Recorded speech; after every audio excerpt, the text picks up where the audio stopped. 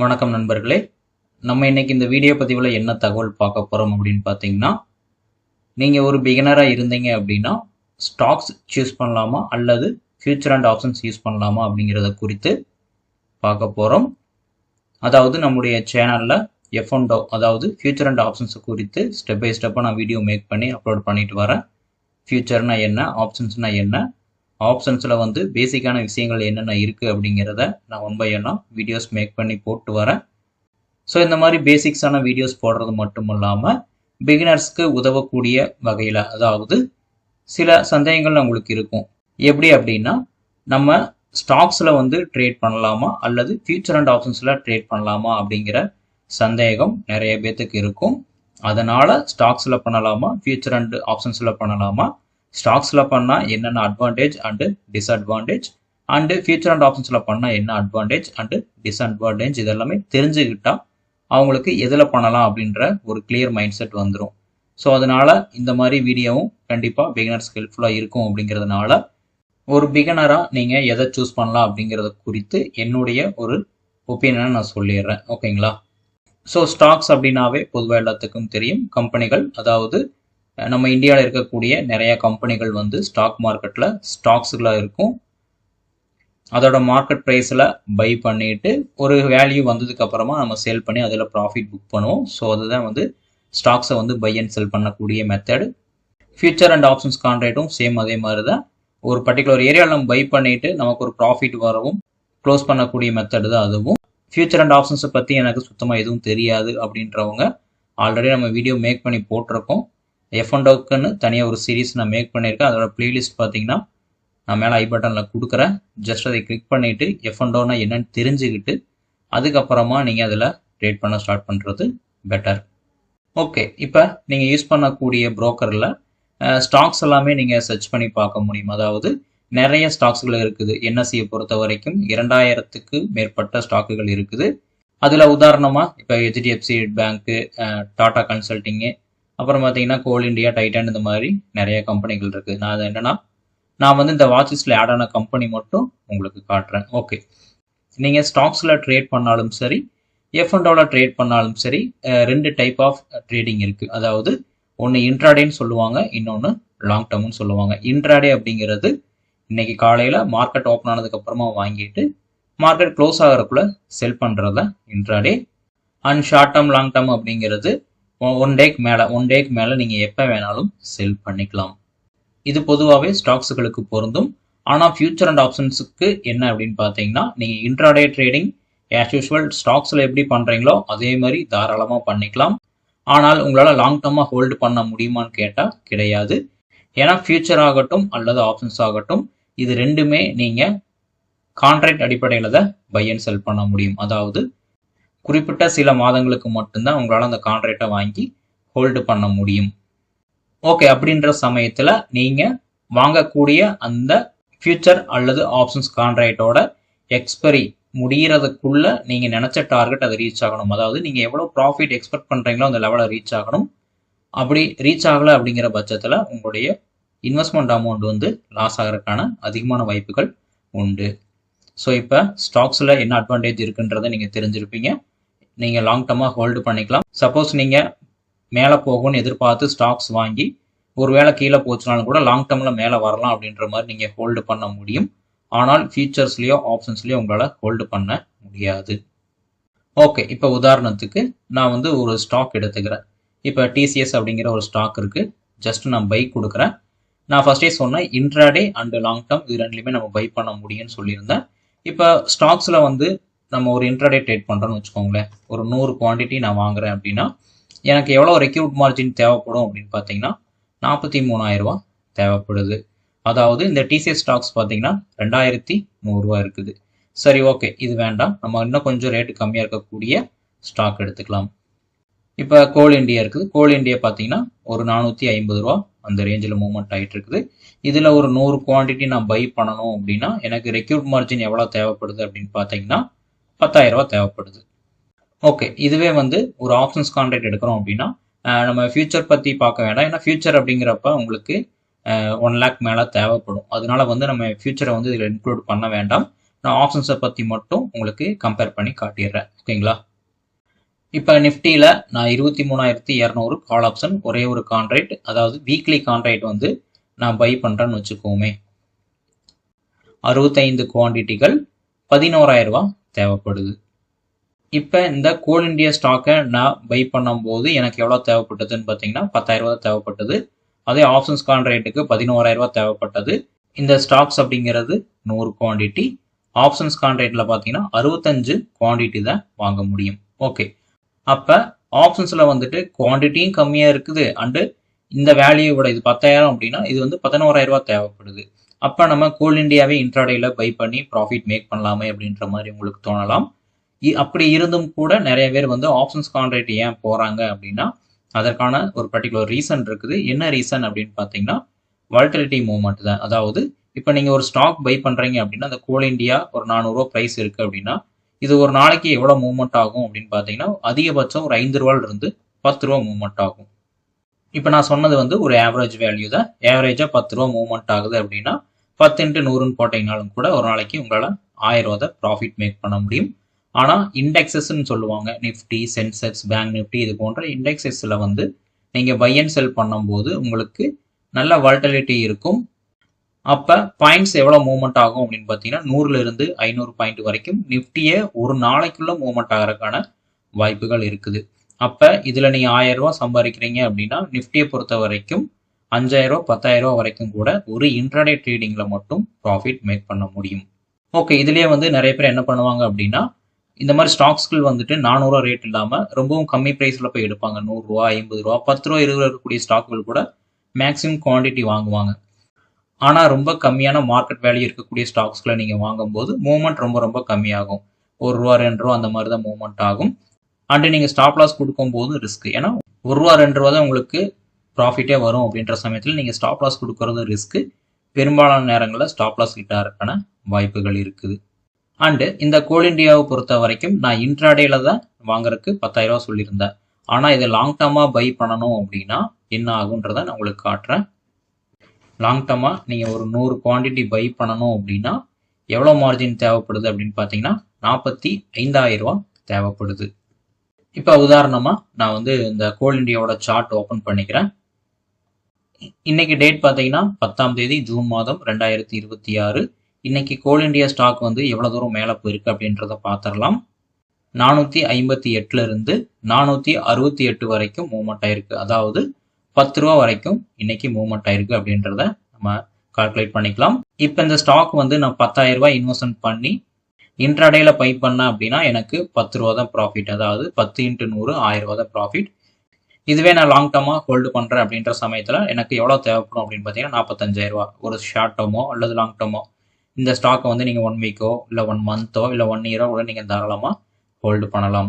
இப்போ உதாரணத்துக்கு நீங்கள் ஒரு 10 நாள் ஹோல்டு பண்ணுறீங்கன்னு வச்சுக்கோங்களேன். 10 நாள் ஹோல்டு பண்ணுறீங்க அப்படின்னா உங்களுக்கு அதிகபட்சம் எவ்வளோ ப்ராஃபிட் வரும் பார்த்தீங்கன்னா ஒரு 40 ரூபா 50 ரூபா அந்த மாதிரி தான் ப்ராஃபிட் வரும். அது ஒரு நல்ல வாலடைல் மூவ்மெண்ட் இருந்தால் மட்டும்தான். அப்போ 45,000 ரூபா நீங்கள் இன்வெஸ்ட்மெண்ட் பண்ணிவிட்டு அதிகபட்சம் உங்களுக்கு எவ்வளோ ப்ராஃபிட் கிடைக்கும் அப்படின்னு பார்த்தீங்கன்னா ஒரு 4,000 5,000. அதாவது இது வந்து ஒரு அப்ராக்சிமேட் வேல்யூ தான். அதாவது 40லிருந்து 50 பாயிண்ட் மூவ்மெண்ட் ஆனால் தான் உங்களுக்கு அந்த ப்ராஃபிட். இது கீழேயும் போகலாம் அல்லது மார்க்கெட் ரேஞ்ச் ஆகிறதுக்கான வாய்ப்புகளும் இருக்குது. ஸோ அப்போ 45,000 ரூபா நான் இந்த ஸ்டாக்ஸில் ஹோல்டு பண்ணி நான் ரொம்ப நாள் வெயிட் பண்ணுறதுக்கு நான் என்ன பண்ணுறேன் அப்படின்னா நிஃப்டியில் போயிட்டு அழகாக ட்ரேட் எடுத்துகிட்டு போயிடுவேனே அப்படின்ற மாதிரி மைண்ட் செட்டில் தான் நிறைய பேர் ட்ரேட் எடுக்கிறாங்க. அதாவது நான் இதோட சார்ட் ஓப்பன் பண்ணுறேன். இந்த நிஃப்டியோட ஆப்ஷன்ஸ் கான்ட்ராக்டை பொறுத்த வரைக்கும் நம்ம 11,000 ரூபா இன்வெஸ்ட்மெண்ட் பண்ணியிருந்தோம் அப்படின்னா, அதாவது 180 ரூபா கிட்ட வாங்கியிருந்தோம் அப்படின்னா ஒரு 2 மணி நேரத்துலையோ அல்லது 3 மணி நேரத்துல என்ன ஆயிருக்கு அப்படின்னு பார்த்தீங்கன்னா 100 பாயிண்ட்ஸுக்கு மேலே மூவ்மெண்ட் ஆயிருக்குது. அதாவது 100 × 65 குவான்டிட்டி அப்படின்னு கால்குலேட் பண்ணும்போது 6,500 ரூபா நம்மளால ப்ராஃபிட் மேக் பண்ணியிருக்க முடியும். ஓகேங்களா? ஸோ இதுதான் வந்து பிகினர்ஸோட மைண்ட் செட்டில் ஓடக்கூடிய விஷயம். அதாவது நான் அதிகமாக இன்வெஸ்ட்மெண்ட் பண்ணிட்டு அதில் வெயிட் பண்ணுறதை காட்டிலும் இந்த மாதிரி நிஃப்டிலேயோ அல்லது பேங்க் நிஃப்டிலேயோ ஒரு ஃபாஸ்ட் மூவ்மெண்ட் இருக்கும்போது அதில் ட்ரேட் எடுத்து ப்ராஃபிட் மேக் பண்ணலாமே அப்படிங்கிற மாதிரி யோசிக்கிறாங்க. ஸோ மக்கள் யோசிப்பது எல்லாமே சரிதான், எல்லா கால்குலேஷனும் கரெக்டு தான். ஆனால் நீங்கள் ஒரு ஸ்டாக்கை வாங்கி ஹோல்டு பண்ணுறீங்க அப்படின்னா ஃபண்டமெண்டல்ஸ் மட்டும் தெரிஞ்சால் போதும். அதாவது இந்த கம்பெனி வந்து ஒரு நல்ல கம்பெனியா, ஓவராலாக வந்துட்டு இந்தியாவுக்குள்ள அதுக்கு நல்ல நேம் இருக்கா, நல்லா ப்ரொடக்ஷன்ஸ் இன்க்ரீஸ் பண்ணுறாங்களா, இந்த மாதிரி ஒரு காமனான திங்ஸ் தெரிஞ்சாலும் கூட நீங்கள் அதை வச்சு அந்த ஸ்டாக்ஸை வந்து பை பண்ணி ஹோல்டு பண்ண முடியும். ஆனால் இன்ட்ராடேல ட்ரேட் பண்ணும்போது மார்க்கெட் வந்து எல்லா நாள் மார்க்கெட்டும் ஒரே மாதிரி இருக்காது. ஒவ்வொரு நாள் மார்க்கெட்டும் ஒவ்வொரு விதமாக இருக்கும். ஸோ அதற்கு நிறைய ஸ்ட்ராட்டஜிஸ் நீங்கள் கற்றுக்கணும். டெக்னிக்கல் ஸ்ட்ராட்டஜின்னு சொல்லுவாங்க. ப்ரைஸ் ஆக்ஷன் கற்றுக்கணும், இல்லைனா நீங்கள் ஏதாவது பர்டிகுலர் இண்டிகேட்டர் பற்றி கற்றுக்கணும், இல்லைன்னா எஸ்எம்சி கான்செப்ட், இந்த மாதிரி நிறைய கான்செப்ட் இருக்குது. இதில் ஏதாவது ஒரு கான்செப்டில் நீங்கள் தரவாகணும். தரவானதாக தான் உங்களால் என்ன பண்ண முடியும் அப்படின்னா இந்த மாதிரி ஃபியூச்சர் அண்ட் ஆப்ஷன்ஸில் வந்து சக்ஸஸ் பண்ண முடியும். அப்போ பிகினரை பொறுத்த வரைக்கும் ஸ்டாக் மார்க்கெட்டில் உள்ள வந்தால் ஒரு கம்மியான இன்வெஸ்ட்மெண்ட்டில் ஒரு அதிகமான ப்ராஃபிட் மேக் பண்ண முடியும் அப்படிங்கிற மைண்ட் செட்டை வந்து ஆப்ஷன்ஸ் கான்ட்ராக்ட் வந்து எல்லாருக்கும் கொடுக்குது. ஆனால் சில நேரங்களில் வந்து நம்மளால் ப்ராஃபிட் பண்ண முடியும் அப்படிங்கிறது உண்மைதான். அதே நேரத்தில் முறையான ஒரு ஸ்ட்ராட்டஜியோ அல்லது டிசிப்ளினோ இல்லை அப்படிங்கிற சமயத்தில் நீங்கள் அதிகமான ட்ரேட்ஸ் எடுக்கும்போது அதில் ஃபெயில் ஆகிறதுக்கான வாய்ப்புகள் இருக்குது. நீங்கள் எடுக்கக்கூடிய ப்ராஃபிட்டை விட லாஸ் அதிகமாக வர்றதுக்கான வாய்ப்புகள் அதிகம். ஒரு கம்மியான இன்வெஸ்ட்மெண்ட்டில் அதிகமான ப்ராஃபிட் மேக் பண்ணுறதுக்கு உண்டான பாசிபிலிட்டிஸ் ஸ்டாக் மார்க்கெட் உருவாக்கி கொடுத்தாலும் அதே மாதிரி உங்களுடைய பணத்தை இழப்பதற்கான பாசிபிலிட்டிஸும் இதில் அதிகமாக இருக்குது. இதுவே ஒரு லாங் டேர்மாக இருந்தாலும் கூட உங்களுடைய இன்வெஸ்ட்மெண்ட் வேல்யூவாது சேஃபாக இருக்கும். இப்போ வெறும் இது 10,000 ரூபாய் இன்வெஸ்ட் பண்ணால் போதும், என்னால் ஒரு நாளைக்கு 5,000 ரூபா 6,000 ரூபா சம்பாதிக்க முடியும்னு வரீங்க. ஆனால் சில நேரங்களில் என்ன ஆகுது அப்படின்னு பார்த்தீங்கன்னா மொத்தமாக இந்த இன்வெஸ்ட்மெண்ட் வேல்யூ வந்து லாஸ் பண்ணிட்டு போயிடுறீங்க. அதுவே இன்வெஸ்ட்மெண்ட்டாக இருந்தது அப்படின்னா சின்ன லாஸ் வந்தாலும் கூட எகைன் மார்க்கெட் வந்து புல்பேக் ஆகும்போது உங்களுடைய இன்வெஸ்ட்மெண்ட் வந்து திரும்ப க்ரீனில் வர ஆரம்பிக்கும். அதாவது நீங்கள் ப்ராஃபிட்டில் இருக்கீங்களோ இல்லையோ உங்களுடைய மொத்த இன்வெஸ்ட்மெண்ட்டும் ஜீரோ ஆகிறதுக்கான வாய்ப்புகள் இன்வெஸ்ட்மெண்ட்டில் ரொம்ப ரொம்ப குறைவு. அதே மாதிரி மொத்தமாக 40,000 50,000 நீங்கள் கொண்டு இன்வெஸ்ட்மெண்ட் பண்ணணுன்றது கிடையாது. சின்ன சின்ன லெவலில் எஸ்ஐபி மெத்தடில் கூட 1000 2000 அப்படின்ற மாதிரி மெத்தடில் உங்கள்கிட்ட ஃபண்டு இருக்கும்போது ஸ்டெப் பை ஸ்டெப்பாக இன்வெஸ்ட்மெண்ட் பண்ணிட்டு வரலாம். அதற்காக நீங்கள் எஃப்என்டோவில் வந்து ட்ரேட் பண்ணவே வேண்டாம் அப்படின்றத நான் சொல்ல வரல. நீங்கள் ஒரு பிகினர் இருக்கீங்க அப்படின்னா உங்களுடைய மேக்ஸிமம் ஃபண்டு, ஏன்னா ட்ரேடிங்கை பொறுத்த வரைக்கும் ஒரு ரூல் இருக்குது. உங்கள்கிட்ட ஒரு 100 ரூபாய் இருக்குது அப்படின்னு வச்சுக்கோங்களேன், அதில் வந்து 70 ரூபாயை இன்வெஸ்ட்மெண்ட்லையும் 30 ரூபாயை ட்ரேடிங்லையும் போடணும் அப்படின்னு சொல்லுவாங்க. நீங்கள் ஒரு 70% மணியை வந்து இன்வெஸ்ட்மெண்ட்டில் நீங்கள் இன்வெஸ்ட்மெண்ட் பண்ணிடுங்க. பேலன்ஸ் இருக்கக்கூடிய 30% வந்து நீங்கள் ஜஸ்ட் ட்ரை பண்ணி பாருங்கள். ஏதாவது ஒரு இன்ட்ராடே ட்ரேடிங் அல்லது ஆப்ஷன்ஸ் கான்ட்ராக்டில் வந்து நீங்கள் யூஸ் பண்ணக்கூடிய ஸ்ட்ராட்டஜியை பயன்படுத்தி இங்கே பை பண்ணலாம் அல்லது இங்கே செல் பண்ணலாம் அப்படிங்கிறத பயன்படுத்தி அதிகமான ட்ரேட்ஸ் எடுக்கக்கூடாது. ஒன்றோ அல்லது 2 ட்ரேட் எடுத்துகிட்டு ஒரு சின்ன ப்ராஃபிட் புக் பண்ணிவிட்டு க்ளோஸ் பண்ணிடணும். ஸோ அதே மாதிரி நீங்கள் 1 by n ஒரு நாளைக்கு ஒரு ட்ரேட் அப்படிங்கிற சமயத்தில் 2 அல்லது 3 மாதங்களுக்கு தொடர்ந்து அதை நீங்கள் ட்ரை பண்ணணும். ஓவராலாக நீங்கள் ப்ராஃபிட்டில் இருக்கீங்க அப்படின்ற சமயத்தில் அதுக்கப்புறமா நீங்கள் ஸ்டெப் பை ஸ்டெப்பாக இந்த ஃபண்டை வந்து நீங்கள் இன்க்ரீஸ் பண்ணிகிட்டே போகலாம். அதாவது லாட்ஸ் அதிகமாக எடுக்கலாம் அல்லது பாயிண்ட்ஸ் அதிகமாக வச்சு நீங்கள் ட்ரேட் பண்ணலாம். ஸ்டாக் மார்க்கெட்டில் உள்ள வந்ததுமே ஒரு கம்மியான இன்வெஸ்ட்மெண்ட்டில் நல்லா சம்பாதிக்க முடியும் அப்படிங்கிற மைண்ட் செட்டில் ட்ரேட் எடுக்காதீங்க. கம்மியான அமௌண்ட்டில் அதிகமான ஃபண்டு சம்பாதிக்க முடியுங்கிறது உண்மைதான். ஆனால் அதற்கு ட்ரேடிங் அல்லது டெக்னிக்கல் நாலேஜ் அவசியம். சரிங்களா? யார் வந்தாலும் உள்ள பணம் குட்டி கிடக்குது அள்ளிட்டு போகலாம் அப்படின்ற மைண்ட் செட்டில் வராதிங்க. ஸ்டாக் மார்க்கெட்டும் ஒரு பிஸ்னஸ் தான். அந்த பிஸ்னஸை முறையாக நீங்கள் கற்றுக்கிட்டு பண்ணால் மட்டும்தான் சக்ஸஸ் ஆக முடியுமே தவிர எந்த நாலேஜும் இல்லாமல் நீங்கள் தவறாக பண்ணும்போது அதோட இம்பேக்ட் ரொம்ப ரொம்ப அதிகமாக இருக்கும். அதாவது உங்களுடைய மொத்த இன்வெஸ்ட்மெண்ட்டும் காலி பண்ணுறதுக்கான வாய்ப்புகள் அதிகம். இப்போ இந்த ஆப்ஷன்ஸ் கான்ட்ராக்டில் இங்கேருந்து 100 பாயிண்ட் மேலே மூவ்மெண்ட் ஆயிருக்குது. அண்ட் எகைன் பார்த்தீங்கன்னா மேலே இருந்து அதே மாதிரி 100 பாயிண்ட் கீழே வந்திருக்கு. அப்போ நீங்கள் காலையில் இந்த இடத்துல கான்ட்ராக்ட் வாங்கிட்டு இன்னைக்கு ஈவினிங் வரைக்கும் நீங்கள் ஹோல்டு பண்ணியிருந்தாலும் கூட உங்களுக்கு என்ன ஆயிருக்கும்னா லாஸ் தான் ஆயிருந்திருக்கும். அப்போ கரெக்டாக ஒரு ப்ரைஸில் வாங்கி கரெக்டான ஒரு இடத்துல நீங்கள் க்ளோஸ் பண்ணும்போது மட்டும்தான் ப்ராஃபிட்டில் இருப்பீங்க. அண்ட் அதே மாதிரி எல்லா நாள் மார்க்கெட்டும் இந்த மாதிரி வாலடைல் மூவ்மெண்ட் இருக்காது. சில நாள் மார்க்கெட் ரேஞ்ச் ஆகும், சில நாள் மார்க்கெட் வந்துட்டு ஹை வாலட்டிலிட்டியாக இருக்கும்.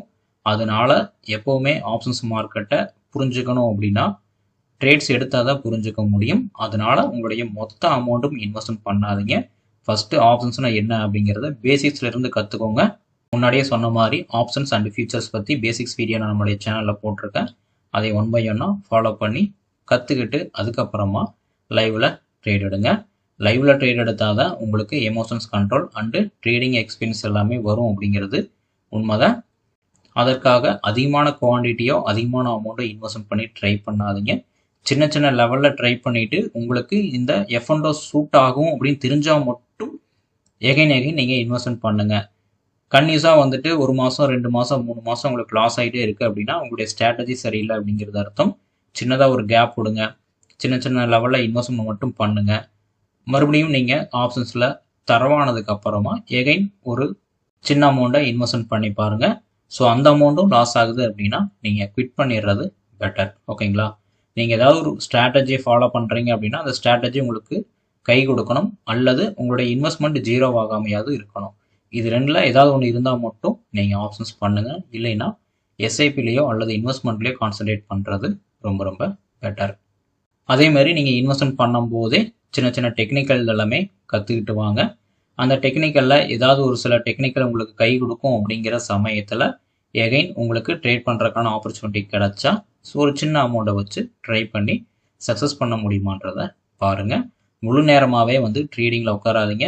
எப்போவுமே வந்து ட்ரேடில் சம்பாதிக்க முடியும்னு நினைக்காதீங்க. ஒரு நாளைக்கு ஒரு ட்ரேடு தான், இல்லை ஒரு வாரத்தில் 1 அல்லது 2 ட்ரேடு மட்டும்தான் எடுப்பேன் அப்படின்னா அந்த மாதிரி செல்ஃப் கண்ட்ரோலில் இருங்க. உங்களுடைய டெக்னிக்கலை விட உங்களுடைய கண்ட்ரோல் தான் உங்களைய மேலே கொண்டு போகும். ஸோ அந்த மாதிரி டெக்னிக்கல் சம்மந்தப்பட்ட வீடியோவும் நம்முடைய சேனலில் நான் அப்லோட் பண்ணிட்டு தான் இருக்கேன். ஸோ நம்முடைய சேனலை ஃபாலோ பண்ணுறது மூலமாக அதை நீங்கள் தெரிஞ்சுக்கலாம். And support and resistance and trend lines எல்லாமே நான் மார்க் பண்ணி நம்மளுடைய டெலிகிராம் சேனல் நான் ஷேர் பண்ணிட்டு இருக்கேன். ஸோ இந்த லெவல்ஸை வந்து நீங்கள் பயன்படுத்தி பார்க்கும்போது மார்க்கெட் எந்த இடத்துல புல் பேக் ஆகுது அண்ட் ரிவர்சல் ஆகுது அப்படின்றத இந்த லெவல்ஸை வச்சு ஐடென்டிஃபை பண்ண முடியுமா அப்படிங்கிறத கற்றுக்க முடியும். ஸோ இந்த லெவல்ஸ் எல்லாமே நான் ஃப்ரீயாக தான் அப்லோட் பண்ணிட்டு வரேன். விருப்பம் உள்ளவங்க இந்த டெலிகிராம் சேனலில் ஜாயின் பண்ணிக்கலாம். கீழே டிஸ்கிரிப்ஷனில் நான் லிங்க் கொடுத்துருக்கேன். அண்ட் என்னுடைய ட்ரேடிங்க்கு நான் யூஸ் பண்ணக்கூடிய பிளாட்ஃபார்ம் ஆலிஸ் ப்ளூ பிளாட்ஃபார்ம். இந்த பிளாட்ஃபார்மில் நீங்களும் ஜாயின் பண்ணணும் அப்படின்னு விருப்பம் இருந்ததுன்னா கீழே டிஸ்கிரிப்ஷனில் லிங்க் கொடுத்துருக்கேன். விருப்பம் உள்ளவங்க ஜாயின் பண்ணிக்கலாம். அண்டு நான் ஒரு சிபி ரெஜிஸ்டர் அட்வைசர் கிடையாது. என்னுடைய ட்ரேடிங் நாலேஜ் தான் நான் கூட ஷேர் பண்ணிட்டு வரேன். அதனால் நீங்கள் ஏதாவது ஸ்டாக்ஸில் பை பண்ணணும் அப்படின்னா உங்களுடைய ஸ்டாக் அட்வைசரை கன்சல்ட் பண்ணி ட்ரேட் எடுத்துக்கிறது பெட்டர்.